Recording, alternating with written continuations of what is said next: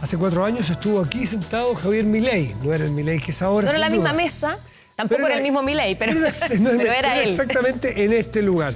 En ese momento, el Centro de Estudios Libertarios de Chile lo trajo y ha traído varias personas de ese corte político, de ese espacio político, digamos, en Argentina, a hacer charlas y a conversar con los adherentes de los libertarios chilenos. Y hoy trae a un diputado electo de ese espacio, es Alberto Berti, Venegas Lynch, además de un linaje ideológico que Milei siempre menciona, es tu padre y tu abuelo. Mi padre y mi abuelo, exactamente. Exactamente. Te hago la aclaración, que es un tema semántico, del tema de... Primero agradecerle al Centro de Estudios Libertarios, a Fernando Sagredo también por la invitación y todo lo que hace, me parece, en Chile, que es un empresario que entiende la importancia de la batalla cultural para hacer negocios. El tema ideológico. Justamente la ideología, la antítesis de la ideología es el pensamiento crítico, con lo cual nada más lejos que la ideología del liberalismo. Justamente el liberalismo siempre está en ebullición y sujeto a futuras refutaciones. Ideología no es peyorativo, sino como ideas. Claramente. Como claro, el tipo de pensamiento. Se está velando fino en un concepto que quizás ideología es más para, suponte, el marxismo. ¿Qué es el marxista? Lo que dijo Marx, y de ahí no salen.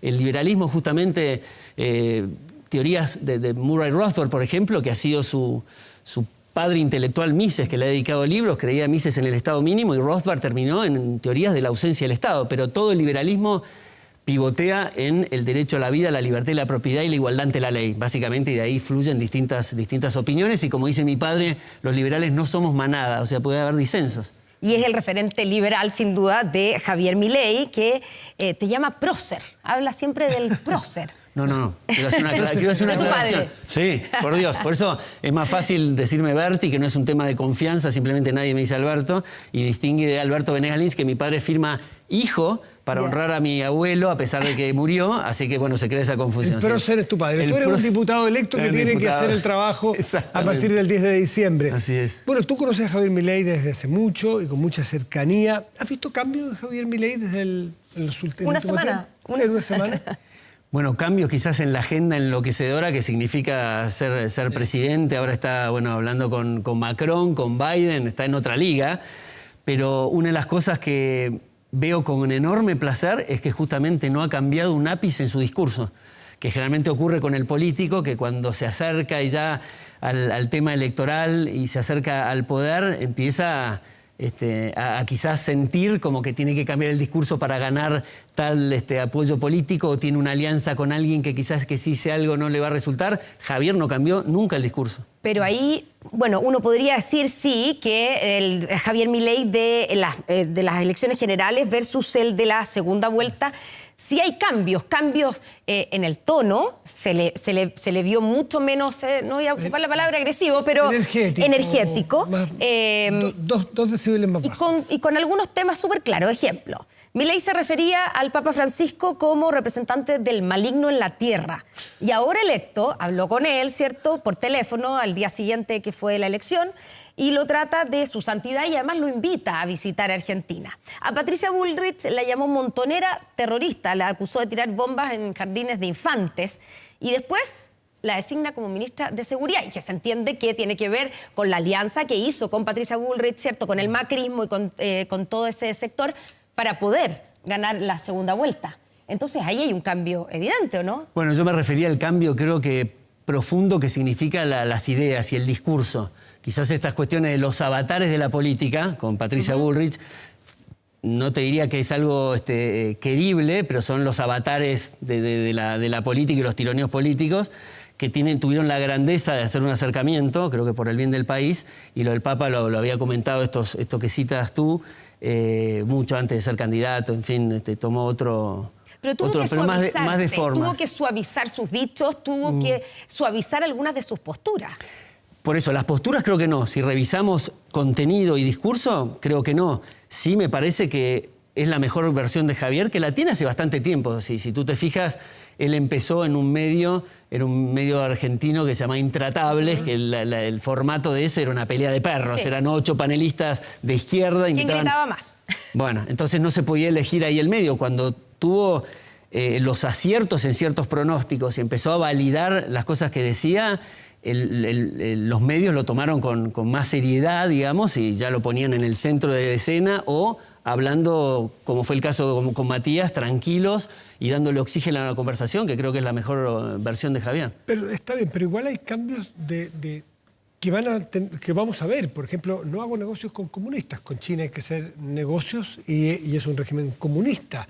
Y así suma y sigue. A Lula lo trató de una manera y con Brasil va a tener que tener algún trato distinto. Entonces, de alguna manera las acciones van a cambiar y están cambiando ya. ¿O no? Bueno, sobre eso se refería Javier.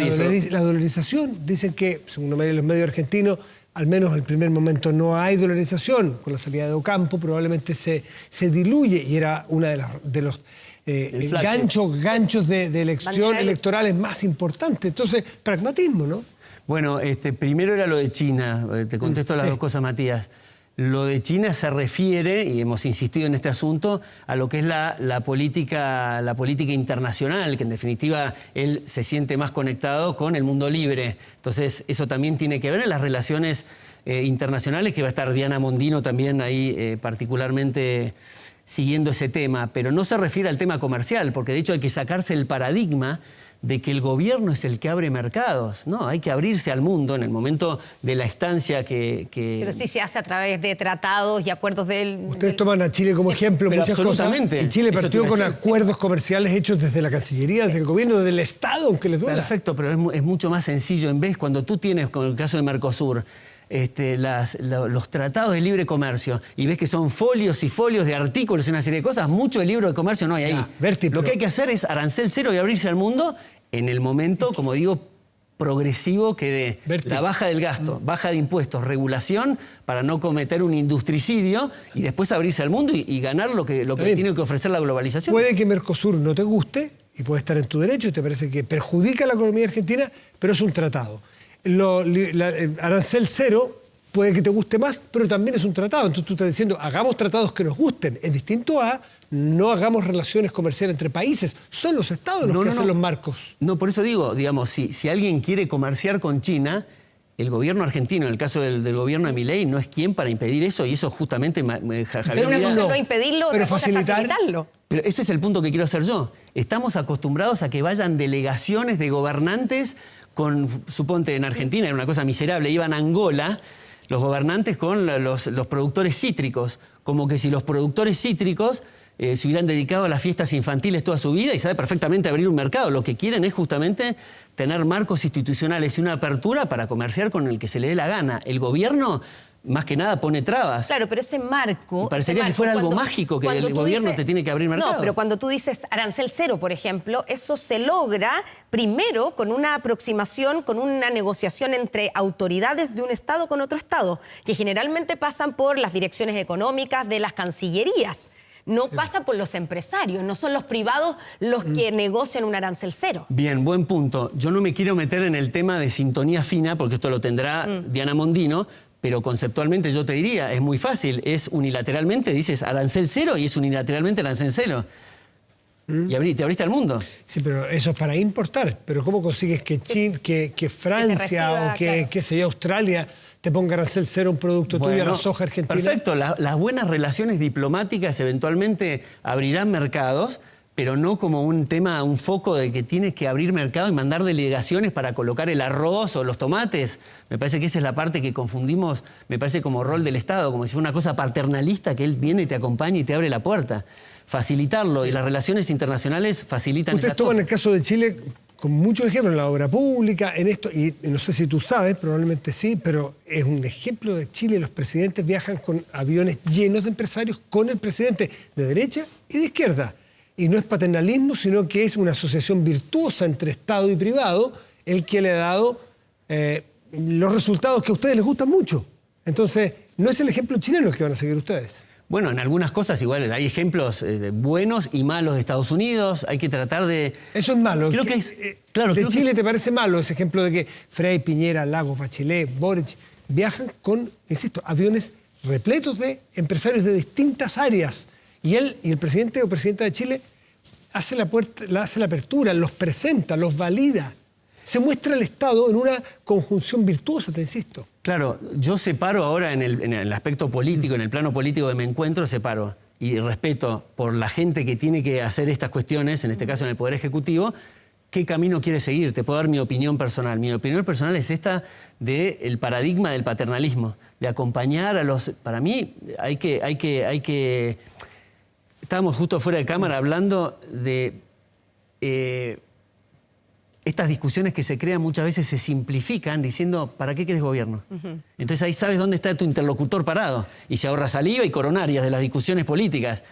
Yo creo que el Estado es para proteger derechos individuales e impartir justicia. No jugar al empresario, no jugar a que fuera su quinta personal y la administra y nosotros solamente somos peones y sus títeres. Me parece que este concepto también de gobernantes y gobernados, nos tenemos que sacar un poco ese mote, empezar a hablar eventualmente de mandantes y mandatarios, porque es un mandato específico que el ciudadano le está dando, pero no es para que se meta en nuestra vida, en nuestra cama y en las cosas que hacemos.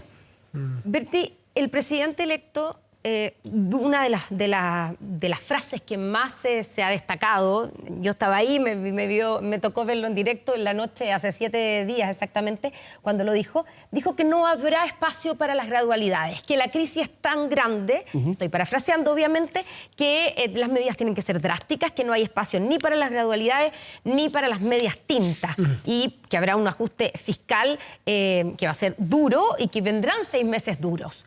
¿Cómo se va a controlar o cómo pretenden controlar la calle cuando ya hay dirigentes sindicales y sindicatos que sabemos que además en Argentina son fuertes, que han advertido que saldrán a la calle para impedir que se apliquen algunas de las medidas? ¿Cómo lo van a hacer? Bueno, o sea, hay gente en Argentina que uno le preguntaba los días posteriores sobre esta parte y decía, no sabemos si lo van a dejar gobernar, no sabemos si va a durar un año en el cargo. Eso es política. Ahí, Connie, me parece que lo más importante, y desde que yo tengo uso de razón, veo un cambio distinto en a dónde va el ajuste. El ajuste, desde que yo tengo uso de razón, ha sido al bolsillo del contribuyente. Vamos a hacer, cuando decían ajuste, nos agarramos los bolsillos porque era más impuestos, más inflación, más deuda, que implica deuda, impuestos, inflación futura. Ahora el ajuste es a la política. No puede ser que el contribuyente llegue a su casa después de trabajar todo el día y se encuentre que lo espera en la puerta principal de su casa el Estado para sacarle el 70% de lo que hizo ese día. Ese sistema no va más en Argentina. Y eso hizo que estemos en el último subsuelo del infierno. ¿Qué significa eso en términos concretos? ¿Esos recortes dónde van a ser? En el tema de la obra pública, la transferencia discrecional a provincias. Tú sabes que hay una cosa... de chantaje y discrecional que tiene el gobierno nacional frente a las provincias para asistirlo, o sea, a las provincias amigas, o chantajear a las de la oposición, y provincias a municipios. Eso, cortar con eso, el tema de los subsidios, pasar de los subsidios de la oferta a la demanda para cambiar los incentivos, el tema de las empresas estatales, que es una contradicción en términos, si querés abordamos ese tema luego, hablar de empresas estatales es contradictorio, y las jubilaciones de privilegio, que resulta a esta altura del partido una cosa pornográfica. Ahora, yendo al tema político y esta cuestión de la efervescencia social que me preguntabas, Connie. Creo que se ha pivoteado toda la campaña y el plan de Javier en algo que me parece sustantivo, y es reconocer las restricciones que existen de estar en el quinto subsuelo del infierno. Esto es la secuencialidad. Sabemos que en teoría un plan social es absolutamente dañino y nocivo para la dignidad de las personas, el tema del clientelismo, bueno, todo lo que ya sabemos que pasa en Argentina. Pero hoy son las víctimas del sistema. Hay que atacar el victimario, que es el Estado. Entonces, no tiene por qué haber ninguna efervescencia en la base de la pirámide de la gente vulnerable. Se va a poner en evidencia quien quiere hacer esas movilizaciones son los gerentes de la pobreza, el vértice del poder y de los intereses que hay, que quieren usar como carne de cañón y peones justamente a los necesitados. Entonces hay que atacar eso y cortar esa conexión que hay. Esa gente tiene poder de calle, lo hemos visto, quienes hemos ido por X situaciones, hemos visto con qué frecuencia se cortan las calles principales, con qué se cortan los aeropuertos, es decir, afecta el funcionamiento de la gente en lo diario. ¿Cómo o cuál es el plan de Javier Milei para enfrentar la calle, el piquetero, el puntero, el sindicalista que tiene estas fortunas coleccionistas de autos privados y de jets. Bueno, ¿cuál es el plan? Bueno, esa es otra parte donde también yo empiezo a tener que levantar mi opinión, darle lugar a gente que va a estar en seguridad, que encima yo no soy especialista en seguridad porque son temas delicados, porque tú sabes que van con los cochecitos con los niños, a usar los escudos para no tener un tema de represión ahí, de manera que tiene un concepto de cirugía fina y de especialistas en el tema de seguridad, pero básicamente no puede ser que gente trabajadora sea rehén de esta gente. De manera que sí, el que hace las paga, como dice Javier. Básicamente en el tema de seguridad, y el seguridad también implica la libertad de tránsito. ¿Qué piensa Javier Milei del gobierno de Gabriel Boric? No sé, hay que preguntarle a él. ¿Y no lo ha conversado nunca? No. Porque la vicepresidenta Victoria Villarruel dijo que el gobierno de Chile era una tragedia. Yo coincido particularmente.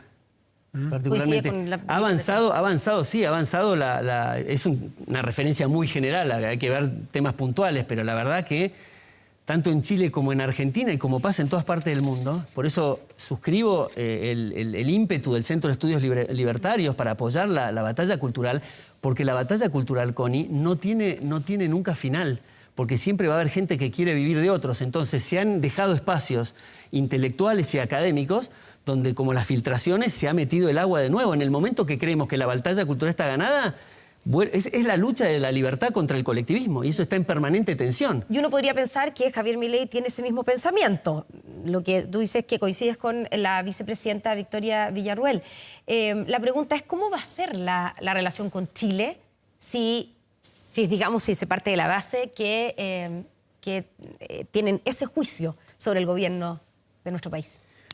Bueno, de vuelta, Diana Mondino tendrá ahí la voz cantante respecto a cuáles son los parámetros a seguir. Lo ideal es siempre tener sintonías de paz y acercamiento, pero tratando de influir en el tema de la batalla cultural y saber que estamos en una dirección totalmente distinta, y todos los países de Latinoamérica, de la misma forma que se contagiaron en el socialismo, yo creo que el efecto Milei ha tenido un efecto contagio también para la gente de Chile, que es una persona que también cuando trabajaba en la batalla cultural ha viajado mucho y lo conocen. El tema de las redes sociales también como medio de comunicación ya instalado tiene mucho que ver en la difusión de las ideas. Entonces hay un efecto contagio que hay que aprovechar, esta inercia. También fue el motivo por el cual me metí en la política, vengo del sector privado, y la verdad que me cuesta encontrar algo que disienta con Javier en el tema de las ideas y fundamentalmente en sus valores personales, cosa que no es poco en la política. Eso me parece...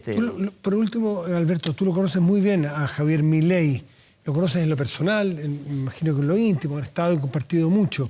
¿Cómo te imaginas que va a ser esa flexibilidad en lo personal para establecer confianza con el presidente Boric, que piensan muy distinto? Y se sabe que las relaciones personales pasan por las confianzas y la química.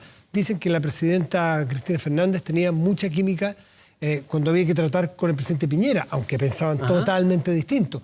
¿Eso es importante para ustedes? ¿Tú crees que Javier Milei puede llegar a establecer una relación de confianza en la diversidad o la diferencia con Gabriel Boric? Bueno, déjame decirte, hay un par de cosas, Matías. Uno, dio la demostración citando el cambio respecto al enfoque con el Papa, por ejemplo. Donde te das cuenta que las relaciones diplomáticas son importantes, me parece, lo veo con buen ánimo ese acercamiento. Fíjate que si esa relación se profundiza, puede influenciar en las ideas del Papa, creo, como fue el caso de Michael Novak y Hayek respecto a Juan Pablo II y las ideas del capitalismo y demás. Eso por un lado. Y después en la intimidad, lo que yo he visto de participar de reuniones donde prevalecen temas de economía, la apertura que tiene Javier para escuchar otras campanas me ha impresionado muchísimo.